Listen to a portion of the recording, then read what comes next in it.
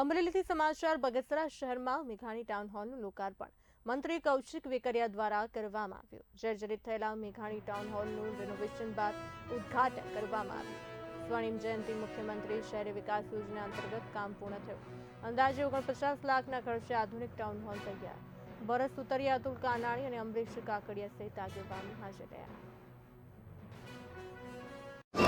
જે જૂનો town hall હતો એમાં 50 લાખના ખર્ચે આજે રિનોવેશનનું આયોજન કરેલું હતું અને નગરપાલિકા આયોજિત આ મિની ટાઉન હોલનું આજે લોકાર્પણ માનની આપણા રાજ્યના ઉર્જા મંત્રી માનની કૌશિકભાઈ વેકરિયા હસ્તક રાખેલું હતું।